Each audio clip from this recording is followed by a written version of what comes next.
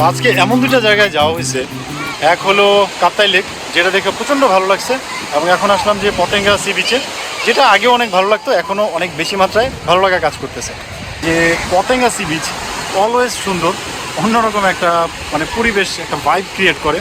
আর 1991 সালে আসলে ঘূর্ণিঝড়ে এই পতেঙ্গা সি বিচ আসলে ব্যাপকভাবে ক্ষতিগ্রস্ত হয়। এর জন্য এখানে আসলে পাথরের কিউব দিয়ে আর পরবর্তীতে উপরে পুরোটা আসলে একদম পাকা করা হয়েছে।